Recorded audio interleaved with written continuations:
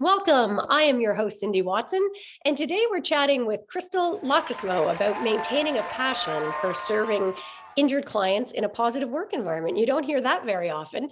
And welcome, Krystal. It's so great to have you here. Hi, thank you. It's so good to be here with you. And for those of you who don't know Krystal, she's the Director of Operations at Gilormo Injury Law, and she's a key advocate for clients with a lifelong passion for helping others. So you can see how I wanted to have her here. She's a woman after my own heart. And dialed into understanding how law firms can be most impactful, she's been a foundational part of building the Gilormo Injury Law Firm into an 8-figure business in just over 2 years. So that's pretty impressive. And for those of you who may have been kind of lounging back, I'm sure that's perked up your ears here to hear about that. So can't wait to hear the secrets to that. And I love, Krystal, that it sounds like you really approach sort of the practice of law, if you will, in running a law firm from a really purpose-driven approach. But I understand you worked in the medical field for many years. And I was just wondering if you can tell us, how does that inform your current approach to client relationship management? That's a great question. So yeah, I did work in the medical field for about 10 years on and off. Actually, when I was a freshman in high school, my dad opened his own urgent care and occupational medicine clinic. And it was like 3 blocks from my high school. So it was kind of a, family business, all hands on deck thing. I'd go to school in the morning and then go to soccer practice and then go over to the urgent care and help out in the early days till like 11 at night. And I was like, Dad, I got to leave. I got to do my homework. But in the process of that, I obviously got a lot of patient care experience. And so I've taken that with me. And one of the things with urgent care is you deal with a lot of people that are going through some of the worst times of their lives, or they're just crabby because they don't feel good.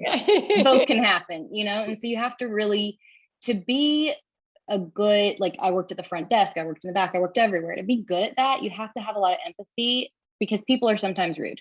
They're sometimes short. There's, that just happens.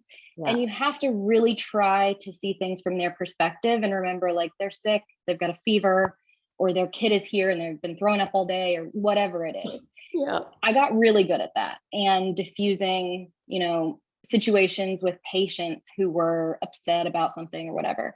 I brought that into the law firm. My boss is already really empathetic and really good about seeing things from the client's perspective.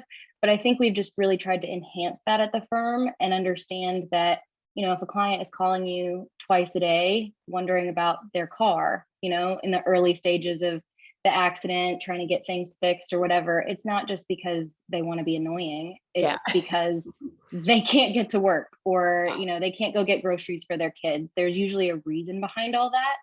And I think if you can really put aside your own feelings and try to understand what theirs are, it can help you be a lot better of an advocate for your clients. Oh, I think that is such an important perspective shift, Krystal. And thanks for sharing that with us, because I do think as lawyers, often, we're so busy and we get in that to-do, task-driven, and our billable systems certainly don't help with that, because you're sort of watching that every 0.1 increment, those 6-minute increments that go by. And we do this day in and day out. And I think so often we forget that original passion that drove us. We forget the reason that brought us to the practice of law. And it can be easy, I think, if you're not intentional about it, to forget to really put yourself in the shoes of the clients that are coming through that door, and realizing for them, this is a traumatic experience, probably the first and last time they want to be dealing with a law firm if they can avoid it. So I love that approach. Now, you mentioned about your family business. I know you come from a family of entrepreneurs as well. And I'd love if you could share with us, like, what did that teach you, if anything, and how do you bring that to your firm's practice? Yeah, absolutely. So I think the first thing that taught me early on was, if you're going to own your own business, whether it's a law firm or a medical clinic or a pizza place or whatever it is, if you're going to be the owner there, you have to be willing to do everything. Now, that doesn't mean that it's going to be most efficient for you to do everything. But if you're not willing to clean the toilets, you're not going to set a good example for your employees. They're going to see that you don't want to pitch in and do things, and they're not going to want to either. So my dad was really good about that. He, if they're in the break room, for instance, he didn't just stick his mug in the sink and expect somebody else to come behind him and wash it. He washed it himself. And that was the culture. You wash your own dishes when you're done. I think that was a really kind of a simple thing that he did that was really impactful to me. You have to kind of build the culture of your business from the ground up, and you're the first example of what it's going to look like to work there. Yeah. Boy, you've got two of my favorite words. I tell you, empathy is right out of the gate, which I love. I don't know if you know, but I created programs called The Art of Feminine Negotiation. And my entire Practicing with Purpose programs is all around bringing that empathy as one of the most important skills as a negotiator, for sure. And now talking about culture, which again, surprisingly to me, a lot of firms don't consider it, and a lot of lawyers don't consider what is the culture you're creating within your organization. And I came from a blue collar background, grew up in a low rental apartment, a pretty tough neighborhood. And, for a period, you had that story like, oh, it holds me back because I don't have the connections. I don't have the advantages that other people do. But I came to recognize in some ways it was the greatest gift, because it was that kind of street smart, care about people, roll up your sleeves and get there with them approach that I think really set me apart. So what has that been your experience within the law firm? Yeah, absolutely. I think part of that too is just overall work ethic and being part of a team, if you will. It's not just with the clients, but it's also on the back end. I'm not too good to help out the receptionist. I'm not too, I am certainly not a lawyer, but I'm happy to say, hey, what do you need me to do? Can I help you with anything? Can I take something off your plate? Even if I don't know how to do it, one, asking that question means that I'm wanting to be part of something, and two, it gives me an opportunity to learn something that I wouldn't have. But yeah, absolutely. I think, letting your clients know, for instance, this is a personal injury specific example. Typically, we don't handle property damage, but anytime that I do an intake, I always say, typically we let you handle the property damage on your own because it's easier, it's more efficient. However, if you need us for anything, let us know. It's just a little bit of an extra step. I think that a lot of people don't end up needing our help there, but it just makes them feel better. Yeah. And the interesting thing about that, as you're talking, that I'm sort of clocking with you. No, I think for a lot of lawyers, there's resistance because they're like, I don't have time. I have to be efficient. And yet, interestingly, I think when you're willing to go that extra mile, when you take the time to build a culture that's collaborative and cooperative and engaged, it actually serves, it folds out, you get returns multiple fold, I think. Has that been your experience? Absolutely. Yeah, I was going to touch on that. So I think, thankfully, we don't work on billable time. We work on contingency.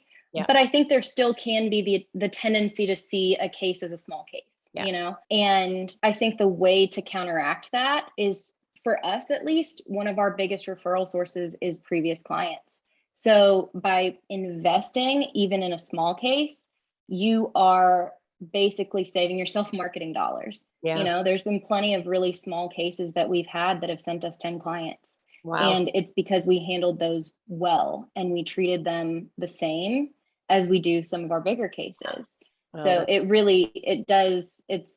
a multiplier for sure. Yeah, that's beautiful advice. Actually, I love that. And I wonder if you can dig in a bit. I'd be interested in your perspective on, when you talk about culture and creating that culture, how much of that do you think affects how the lawyers in the firm are able to show up? Does it help them practice more on purpose and retain that kind of passion for the practice of law when they're in that more positive culture? Yeah, I think so. I mean, I think everyone has had the experience of working with a boss who created a really toxic environment, and that definitely trickles down. And so one of the things that we try to do is, number one, hire intentionally. We don't just try to hire for experience, but also for personality, for attitude. You can't teach that. You can teach all kinds of other things, but there's nothing that you can do to teach somebody a better attitude. And two, what I have noticed is if an attorney complains about clients, the paralegal is going to complain about clients. If the attorney comes with an attitude of, you know what, this is annoying, but I understand their perspective, or whatever it is, takes ownership of a mistake that we make versus saying the client's being irrational, whatever it is, it's all kind of from the top down, how that attitude flows through the company. So yeah, I think that definitely helps. Yeah. And what's been your experience? Because let's face it, a lot of lawyers now, you hear people talking more and more about burnout And, lawyers are leaving the practice in droves. So, Mhm. I think that culture goes a long way to diminishing that. And when you're just describing that, having that more positive attitude, because that toxic negativity, whether it's about a case, hearing them always talking about the dog file or the dog client, what's been your experience around that negative versus positive reaction and as tied to sort of burnout or passion for the law? Well, I don't think that you can avoid burnout if you are taking every case, quite frankly. Yeah. But not every client is going to be for you. And so, certainly when you're starting a law firm, it's harder to be picky because you want as many cases as you can get. But realistically, if you can dial in on that ideal client and figure out who that is and try as much as you can not to take cases that don't meet that criteria, I think it makes it a lot easier. So for us, I feel good about helping people that I know really need my help. The personal injury industry gets a bad rap, I think, and for a good reason. A lot of times there are professional plaintiffs on the plaintiff side, and then there's attorneys who take advantage of the system on the attorney side. But there's certainly people who need help for real. I think if you've never been in an accident, that might be hard for you to understand. But once you're in it, you're like, oh man, yeah, this industry exists for a reason. Yeah. And so I think for us, making sure that the cases that we're taking are people that we really want to help has been really helpful. It makes it where it's not a fight. Yeah. Well, and you just touched on something that's because let's talk about the elephant in the room. I mean, personal injury firms get a bad rap often, right? So, Absolutely. Yeah. and I'd love you to speak to that because it sure sounds like you're, yourself and your firm that you really inspire, that culture within the organization that sets you apart, that you show up as a different type of personal injury law firm. Tell us a little bit about how you do that, create that atmosphere. A couple different ways. So one, I think in terms of our marketing, we try to speak to everyone, but specifically we try to speak more to women. We're a women-led, women-run firm, and I think it's easier for them to connect with women sometimes. Yep. That doesn't mean that we don't help men. We obviously do, or maybe not obviously, but we do. But I think that a lot of times women like talking with a female attorney because they expect to be kind of dismissed or not really understood by a male attorney. Not to say that that's always the case, but I think that can be the expectation sometimes. Yeah. So that's one way that we try to set ourselves apart. And then other than that, what I have noticed coming from the business world into the personal injury world or the legal world is that a lot of law firms don't see themselves as companies or businesses. They see themselves as law firms. And what the private sector, the normal like Fortune 500 companies or whatever have known for a long time is the power of human capital management, using your personnel as a competitive advantage. Yeah. And so what we really try to do is hire great people, pay them well, help them to be motivated, and that changes the whole client experience too. And so again, doing all of that and then also having the culture of helping people, I think has been good for us. Yeah. And how do you screen for that? And this is great advice, by the way, and that focus on hiring, which I think often is not the case to the degree that it should. Yeah. So what are some of the tips you would have for how you screen for that to get that right hire? So hiring's hard. I'll acknowledge that off the bat. You're going to make bad hires. That's just going to happen. You have to accept it. One thing, like I said earlier, we really try to do is hire for personality. Yeah. So that it's an intangible. You can't really, you can't look at somebody's resume and understand how they're going to interact with you. And there have been plenty of people that we've hired in the past, not necessarily with this firm, but in the past with other firms that have a great resume, but they're awful to work with. Yeah. I think a lot of people know people like that. Yeah. And so, but it's also more than just bringing them in for an interview and then them charming you. It's a hard thing to do. It's a hard balance to strike.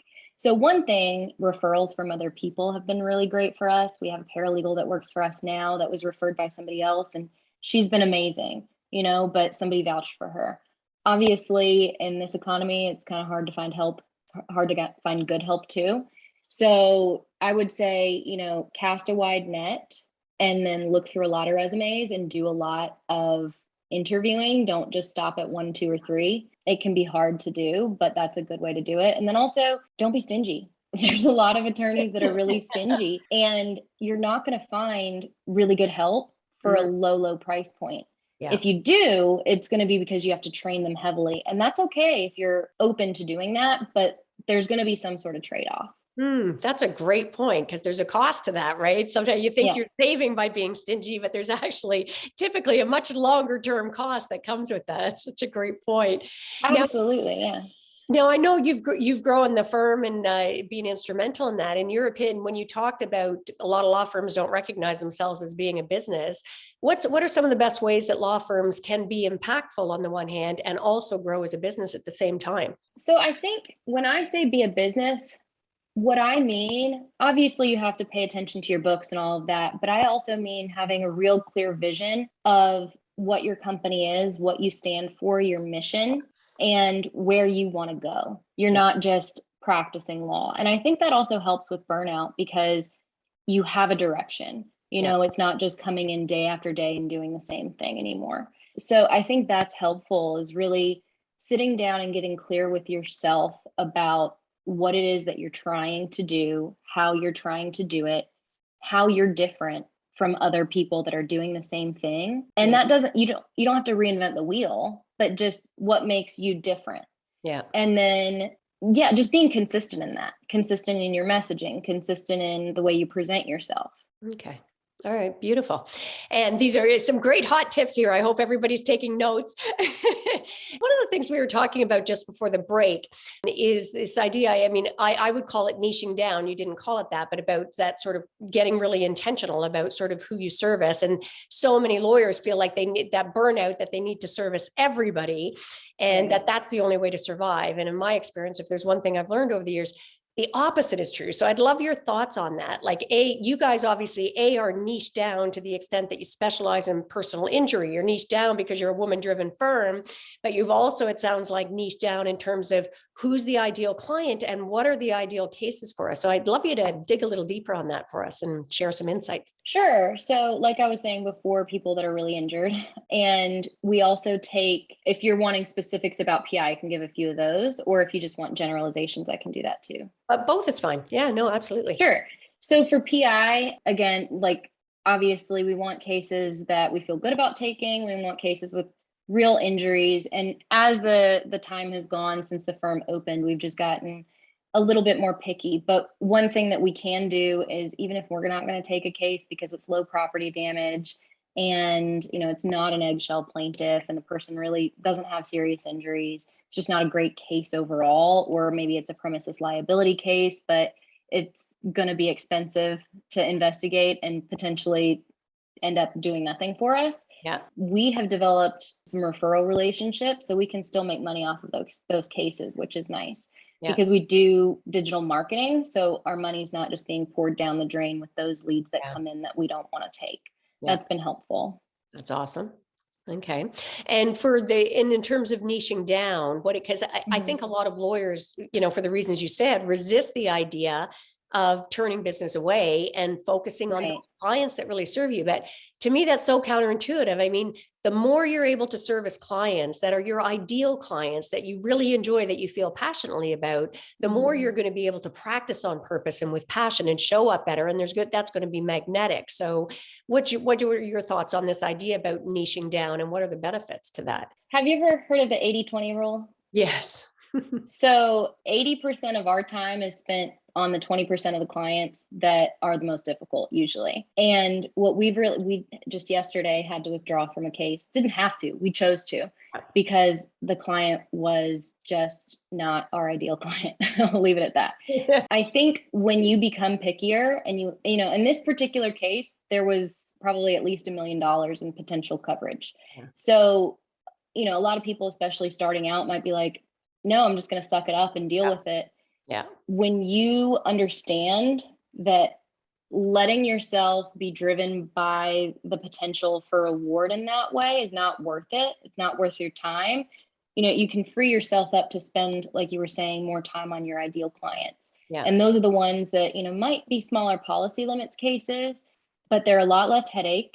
There's a lot less risk, because we all know I mean, with certain clients, maybe they're more volatile and you might spend 9 months working on their case and then they fire you anyway. Yeah. Let's, get it done early. Yeah. So there's a little bit of that. And it's just the stress that comes along with that kind of relationship.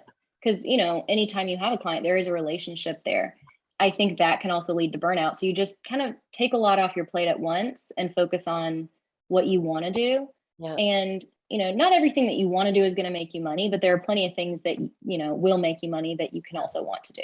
And I think that stress, you just hit on the key there, right? Because, we underestimate the extent to which that stress causes that burnout and or disillusionment and, drops our passion level, drops our sense of purpose for the practice. Whereas the opposite is also true. When the more you're able to offload that stress, get rid of cases that aren't your ideal case, get rid of clients that aren't yours, make sure you're in a practice area that you love.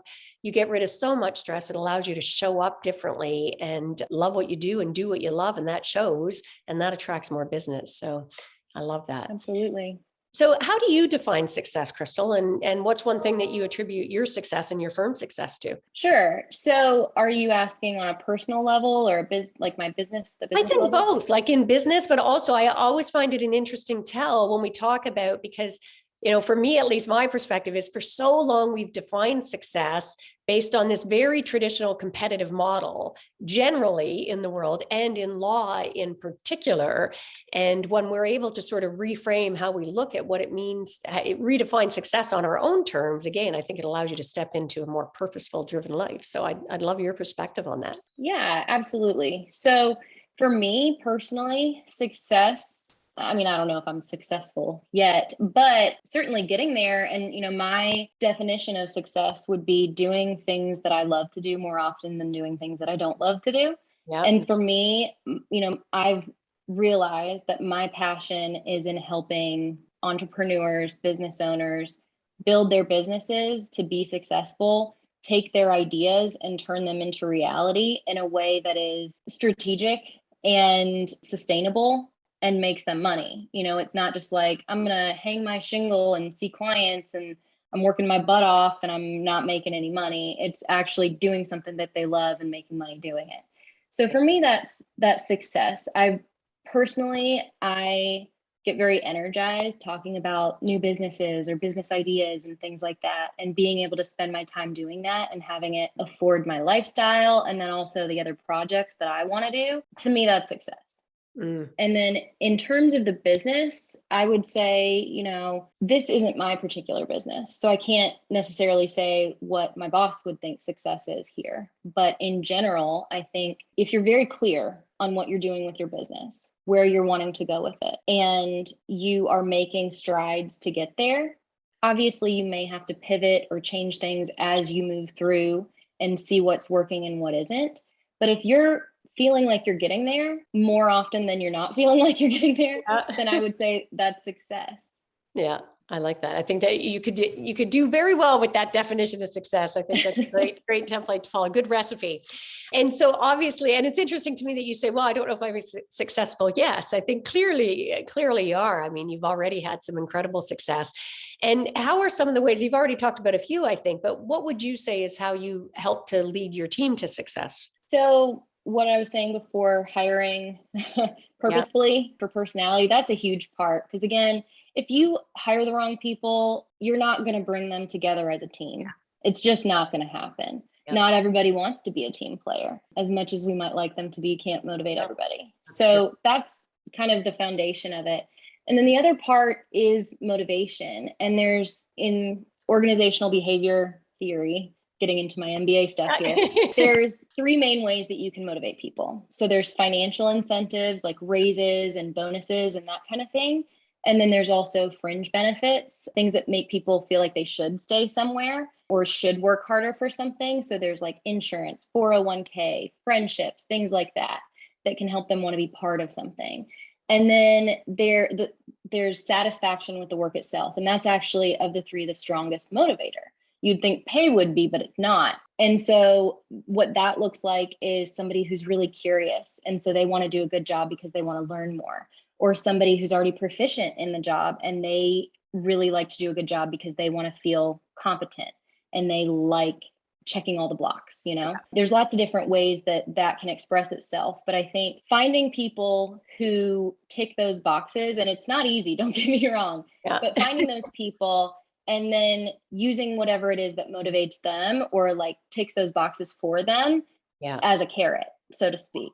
And then obviously, or maybe not obviously, but according to the literature, the strongest motivation is when all three of those things come together. So again, paying people more than market value and financially incentivizing them, which I know can be a little tricky in law firms because you don't want to split fees with non-attorneys, but there are ethical ways to do that. So you can really motivate people with performance bonuses and things like that, where they feel like they've got some skin in the game. Yeah. And then also making sure that they want to work for you and that the grass doesn't look greener down the street, with those other incentives.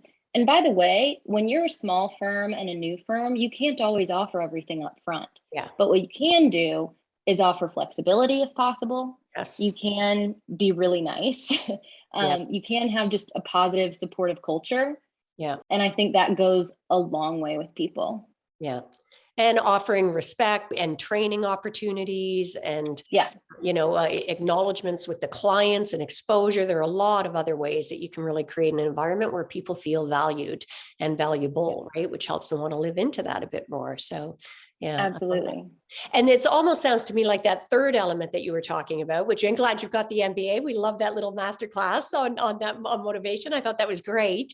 But it sounds like that is ironically, given this podcast, of like practicing on purpose. You're trying to sort of set up the circumstances so that you live into the philosophy within the firm by creating an environment where they can practice on purpose. Would you agree that's the case? Yeah, absolutely. And I think what you touched on was really important too, is investing in your employees. I think a lot of people, so especially in personal injury, I don't know as much about other fields of law, but in personal injury, there tends to be a high turnover rate. And that means that a lot of people can be reluctant to invest in their employees because they might just leave in 6 months. But I think that if you invest in your employees, first of all, you're going to have better employees. They're going to know more. They're going to be more knowledgeable and more productive for you, hopefully, if you're hiring the right people. And second, a lot of times people really appreciate that. You're going out on a limb for them a little bit. You're providing them with something that they otherwise wouldn't get, and they appreciate that and they want that. A lot of people want that, and it'll make them stay longer than they otherwise might have. Yeah, great advice. I love that. And how do you maintain your passion for the law practice? Well, some days it can be hard, honestly. Some days it's overwhelming, especially when we're stretched thin in a smaller business. When one person's out, it's very noticeable. It's not noticeable if you work for Coca-Cola and one person is out. So that can be tough, but honestly, everything passes. But also you have to take time for yourself. You're not going to be able to show up the best for your clients if you are letting yourself get stretched thin continuously. Yeah. So what that means is setting firm boundaries, not answering your phone after 5 if that's when you close or whatever it is. Yeah. They can wait. And if they don't understand that they can wait, they're not our ideal clients. Wow. Letting yourself have that freedom to actually live your own life outside of the firm. And that's been hard. That's been a hard balance to strike, I would say, because especially, starting several firms from the ground up, initially, just every lead you get in, you want to get at them right away. So we've done some things there. We've implemented some answering services and things so that people are getting contacted, but it doesn't necessarily have to be us after hours. Yeah. That's one thing. And then I've just been really lucky in that my boss, I think, sees what I'm good at and really wants to give me the opportunity to do it. Yeah. So it can be, like I said, a little challenging when things are busier and it's harder to not get bogged down in the day-to-day stuff. Yeah. But where I feel like I really thrive is in the big picture and the planning things and this is what we could do next. And so when I have opportunities to do like that or do that, for me, it's hard to get burnt out. Yeah, I think that's great. And I love that one of the things that really struck me as you were talking there as well is that I often call it automate, delegate, or eliminate, right? Find the things that you don't need, set those boundaries. There are some things you don't have to do that we're so convinced ourselves that we do. And as lawyers, even myself, we were guilty for that scope creep, right? Where suddenly clients are calling you after hours, and then, you're taking calls at 10 at night, or it's just this crisis on the weekend. So setting those firm boundaries, but being able to decide what are the things we can eliminate. And if we still want to maintain it, that automate, delegate, and eliminate. I think that's great. Like you guys use the answering service, really clever way to not burn out your lawyers, but be able to make sure the clients are still getting served. I think that's great. So I can't believe how fast this time is going. So tell me, what's one thing, Krystal, that you know now that maybe you wish you knew when you first started? When I first started at the law firm? Yeah, not necessarily even just at that law firm, but started down this path, right? What's something that you know now, or even in life for that matter, what's something you know now that you wish you'd known earlier that could have made a difference for you? Sure. So I didn't end up in the legal world on purpose. It was very much by accident. I used to work in project management, and I worked for a private sector company, but we had contracts with public sector companies. Yeah. And so all those contracts were very tenuous. We weren't sure if they were going to go through 1 year or not. And so I started reaching out to people to see if they had other, consulting stuff, private sector, whatever, and ended up in this industry because an acquaintance of mine worked for a big personal injury firm and knew my medical and business background. So he asked me to help him start his law firm. Yeah. And so I did that, and I thought it would be like a 6-month thing and move on. And I was really thinking that I wanted to get into consulting for a bigger company. Yeah. And as I've gone through this process and particularly getting my MBA, I've really realized that for me, my heart is in small business. Yeah. You can be so incredibly impactful in small business. And I think that for a lot of people, that there can be this like maybe unspoken goal of working for a big company. Yeah. And it can feel really good. It can feel prestigious, but it's really hard to see the ripple that you make in the pond of a big company. Yeah. It's really easy on a smaller scale. You can be so much more impactful. Yeah. And so, I mean, I don't know that I would have changed the trajectory of my career, but I think that was something that was really important for me to learn for myself, is that I'm more than content here. I feel like I am an expert here, and really owning that versus, I don't know, everybody probably has a little bit of imposter syndrome. So I think that getting over that was good for me. Yeah. Yeah, I think that's fantastic. And I love that you focus a lot on impact. And I think we often forget that, the ripple effects. And again, most of us go into the practice of law because we want to make a difference in the world. And then somewhere along the line can be easy, if you follow that more traditional competitive approach, to forget that. So it's great to be reminded again of the ways in which you can make an impact, and trying to find a way to maximize that. Because when you maximize your impact and that ripple effect, you maximize the purpose that you get to bring every day. I think that's a beautiful way to approach it. And I always like to end by asking, what is one of the greatest mindset shifts that you've ever had in your life? Again, it doesn't have to be professional, it can be personal, but I think we all have at least one of those shifts where we look at something differently, and it's like a light goes off for us that changes things. Sure. So I was actually talking to a friend about this earlier today. One of my favorite sayings, I guess, if you get into a tough situation in business, is, how do you eat an elephant? Yes. And I think a lot of people have heard that, but it's one bite at a time. Yeah. And so even the most complicated tasks, complicated projects, there's a lot of stuff on my plate right now that's very complicated. But if you break it down into bite-sized chunks, it is so much more manageable and doable. And before you know it, you've eaten the whole elephant. So I think that as a younger person, that was a lot harder for me to even understand. It all seems overwhelming sometimes, but I think with perspective and experience, that has been really helpful. And I think, it can be applicable to anything. So Gilormo Injury Law is one law firm that I work for. I'm actually the director of operations for Gilormo Law Group. And we also own an intellectual property firm and a contract template shop. And so we launched the contract template shop, The Boutique Lawyer, in November. And before that was off the ground, that was really daunting. Like, how do you launch that? What do you do? Okay. But literally breaking it down, making a Gantt chart, figuring out what we've already started on, when things need to be done, just making it very digestible, made it so much more approachable and doable. And I think you can do that with pretty much anything. Yeah, I think that's a great mindset shift, because it's one of those things that in some ways it's so simple, but so Right. often overlooked. And it is such a game changer, right? Because otherwise we do get in a state of overwhelm. And, some people, it shows up that paralysis of analysis, right? Where you're just overthinking and you just can't get in, and increases burnout, increases our dissatisfaction. So such a simple thing, just break things down, recognize everything. If you just take it one step at a time, even those big 10-year visions, break them down and figure out how you want to get there. That's such great advice. Well, Krystal, this has been fantastic. Thank you so much for joining us. Lots of golden gems in this conversation here today. So thank you. Absolutely. Thank you. And for our listeners out there, our viewers, if you want to learn more about Krystal, I encourage you to do that. Feel free to check out their website at www.ginjurylaw.com. Yes. Yeah, so ginjurylaw.com. Make sure to check that out, and we'll put that in the show notes for you as well. And I'm sure you've just got tons of value from this episode. So if you haven't already subscribed, please make sure to do so. Make sure, if this resonated with you, give this episode a 5-star rating, and make sure to share it as well. I think there are lots of incredible nuggets here that could help you practice more on purpose and really rekindle that passion for the practice of law, as well as building the business and being able to have an impact at the same time. So great.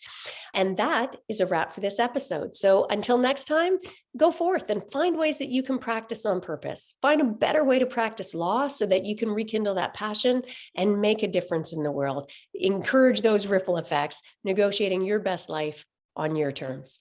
Take care.